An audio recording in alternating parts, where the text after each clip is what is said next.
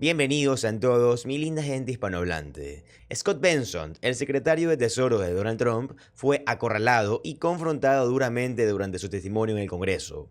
No te puedes perder esto porque los congresistas le hicieron preguntas directas sobre la guerra en Irán, el aumento del precio de la gasolina, la inflación y por qué protege a Donald Trump de auditorías. Y Scott Bessent esquivó casi todas las respuestas. Les voy a explicar todo esto de la forma más clara y sencilla para que entiendan qué está pasando realmente con la economía y las decisiones dentro de esta administración.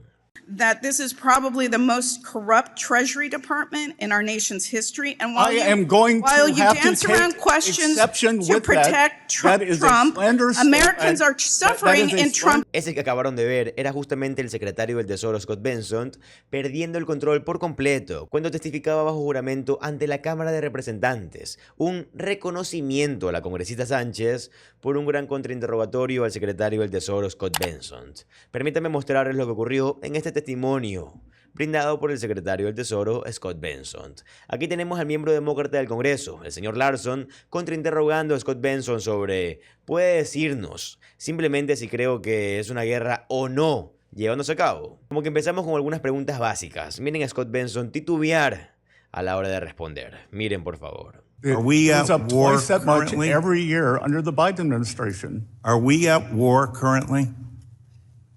The conflict has been halted. The conflict has been halted. So we're not at war. So our military is not involved. We're not at war. Again, if you would like for me to call the Secretary of War, I can ask. I'm the Secretary So of as the part of the Treasury. administration and as part of this, we're not at war. How in God's name, if we can't answer any questions at all, and I don't know, maybe there was some special orders where we're not allowed to these questions or not. We ought to make that clear. Are we at war or not? I'm asking as relation to the cost of going up for oil and gas. That hasn't risen. Well, has it risen because of the war? It did rise because of the conflict, yes, sir. The conflict. So that's what we call it. Our people go into battle and lose their lives. Mr. Larson, your time has expired. Aquí tenemos más de la congresista Sánchez. Vean su contrainterrogatorio al secretario del Tesoro Scott Bessent. Algo realmente poderoso de ver. Miren, por favor. Mr. Secretary, do you believe that all Americans should follow our tax laws? Yes, Congressman. Yes, good, so do I. And do you believe that for those Americans who break our tax laws, they should be audited or held accountable? Well, I think there are two things there. An audit is not a result of breaking the law. Yes or no? Simple question. Well, no, it's not a simple question. It's okay, a two-part then question. let me break it into two. Do you think they should? If you're asking me, Please don't should every interrupt taxpayer me. be audited? Please answer that. I came here for answers. If you came here to waste time, I'm going to try to make sure you don't do that. Do you believe that people who lie on their tax returns should be audited? Yes. Okay, do you think that people who break our laws should be held accountable, our tax laws? Yes. Okay, thank you. Very simple. Not a hard question. I'm glad we agree. So why is it that you are allowing President Trump to have complete immunity from being audited? Again, I'm going to have to refer you to my previous statements. And what was your previous statement, sir? That I am unable to comment on any of the ongoing litigation. Okay, can you name the ongoing case concerning President Trump's immunity from audit? Sorry? Can you name? There are three cases. Can you name them, please? That are out there now, and I will be happy to get back to you on those because, again, I am not a lawyer. Okay. We are represented by the DOJ. Great. You said that you can't because there's ongoing litigation. You'll get me the name of the ongoing litigation because the only ongoing litigation that I know of is surrounding the $1.8 million slush fund, which has already been suspended. The fact is that the judge's ruling in the litigation that references that slush fund only addresses the anti-weaponization fund. It doesn't even address Trump's immunity from audit. So I would like to ask unanimous consent to enter into the record the judge's order in the Floyd versus Department of Justice case. Without objection. Y luego aquí tenemos al miembro del Congreso, el señor Larson, haciéndole al secretario del Tesoro, Scott Bessent, algunas preguntas, bueno, bastante básicas. Miren, por favor. Had anything to do with core inflation? Sir? Does the war in Iran have anything to do with core inflation? Or you can't answer that, or either, or are we precluded from asking that? Well, I'm not sure what the question is. Let me make it as simple as I can. Does the war in Iran, are you with me? Does the war in Iran thus far, have witnessed the rise in gas prices as it caused? Well, again, that is the regular inflation, and gas prices have gone up, which I believe will be temporary. Gas prices have gone up, but you believe they're temporary. Core inflation has dropped 0.5% since President Trump came to office. Geez, you know, when I'm home in my district, I'm going to just tell those people, geez, you know what? You missed this whole thing. Don't you understand core inflation? You guys are better off. I mean, these gas prices, I don't know what you people are thinking out there. For God's sake, you know, you should be doing cartwheels in the street over the price of gas. So what is the administration's plan to lower gas prices? We've taken the many. Are you in favor of eliminating the gas tax? We have moved to. Are you in favor of eliminating the gas tax? We would like to work. Aquí tenemos más de la congresista Sánchez. Aquí está el intercambio completo de lo que les mostré al principio, algo, bueno, muy poderoso. Gran trabajo de la congresista Sánchez. Miren. I hope that you're proud of your performance today, Mr. Secretary, because I hope you get some social media I think it's pretty clips. safe to say that this is probably the most corrupt Treasury Department in our nation's history. And while you dance around questions to protect Trump, Americans are suffering in Trump's spiraling economy. Inflation is now rising faster than average hourly wages. Gas prices are at an all-time high with the war in Iran. The cost of groceries has risen 3.2% over the past years, and prices on most goods have gone up because of Trump's tariffs. So I don't see how you could call that anything other than a failure of the most corrupt Treasury Department in history. Your time has expired, Ms. Sanchez. Thank you. My time has expired. Secretary, I would love for you to respond to the accusations at your department, because I think you are due the opportunity for that. The Congresswoman is slanderous. She has nothing but the unsubstantiated opinions, and I will not stand for that. There is nothing corrupt. We move at the highest levels, and just because she cannot get the answer she wants, if she would like to give me facts, she seems long on facts, short on facts, long on hot air, and I will not stand for that. Yeah, that's great.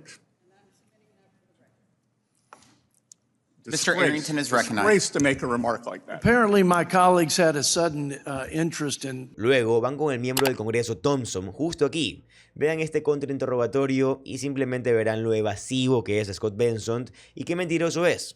Miren, por favor. Electricity bills are up 8.5%. Is that golden? Sir, you can ask. Yes or no? You can ask me a question. No. You can't tell me how to answer it. So.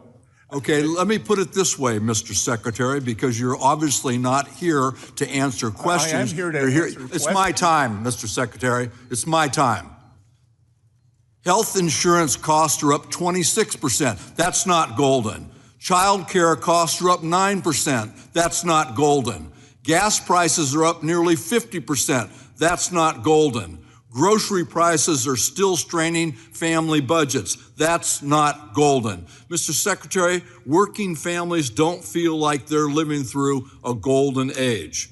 And while H.R. 1 may have delivered modest tax cuts for some Americans, many families are seeing those savings wiped out by higher costs everywhere they shop. Is that what this administration considers a golden age? And that's rhetorical, so you don't even have to try and talk over me. Secretary, Mr. Secretary, What should I tell my constituents when they ask about these costs? Farmers who are being hit by high costs of fuel and fertilizers, who can't get their product to market because of the war in Iran. Tell them it's golden?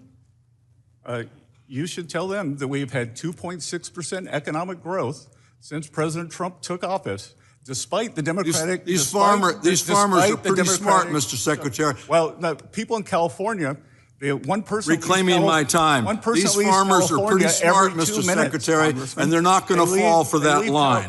I understand... Luego les voy a mostrar el contrainterrogatorio de la congresista Chul al secretario del Tesoro Scott Bessent. Miren, por favor. You agree with President Trump that you also do not care about Americans' financial situations? Congresswoman, who was the president during World War I? Can you... No, are you refusing to answer my question? No, I'm asking, who was the president during World War I? I don't know, but clearly you are not answering my question. During World War I was. But let me tell you. So I'm clearly getting the idea that you do not want to answer whether you agree with President Trump that you do not care about Americans' financial situations. President Trump does care about Americans' financial situations. Well, he actually said that he doesn't. No, that is a truncated thing, like everything is, that he is future-proofing, because I can tell you, Americans' financial situations would be devastated if Iran got a nuclear weapon and there was a permanent shutdown of the flow of energy out of the Middle East. Y una de las cosas que Scott Bessent quería seguir diciendo es Joe Biden esto, Joe Biden aquello, así que permítame mostrarles lo que ocurrió cuando estuvo el miembro demócrata del Congreso, el señor Boyle, quien también es el miembro del mayor rango del Comité del Presupuesto. Vean su contrainterrogatorio a Scott Bessent aquí, por favor. Everything else would be discretionary spending, Congressman. Well, It would be. well, I'll tell you what. We can settle. Excuse me. Reclaim my time. I can settle how the American people are feeling about this economy because I have the data on it right here from Fox News just the other week on the president and this administration's handling of the economy.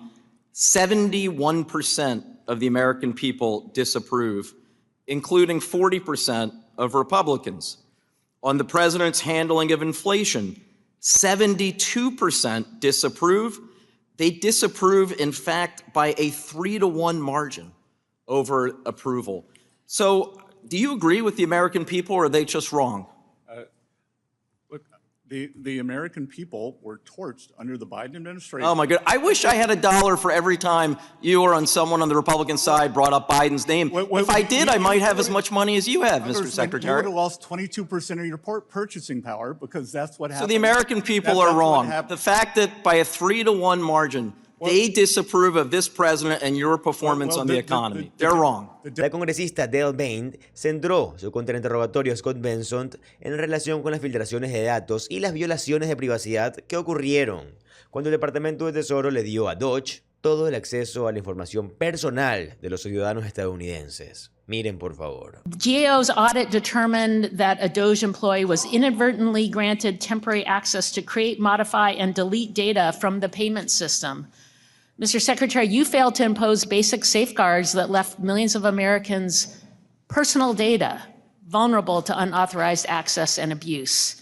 And so my question for you is, do you take responsibility for that? And what specific measures, if any, have you taken afterwards to protect the affected individuals' data and rebuild confidence in your department's handling of sensitive information? Again, would you care to look up what does inadvertent mean? Have you taken, but you're in charge. You are responsible for this. Do you take responsibility for that? Do you take responsibility? I will take responsibility. Okay, and then and again, what has been done to make sure that can never happen again? Congresswoman, it was read-only. They had no ability to edit. What has happened to make sure that never happens again? We have, just as we have at the IRS, we have tightened up all protocols on systems. Ahora, volviendo con la congresista Chul, justo aquí ella dice, mire, tengo una pregunta muy básica para usted.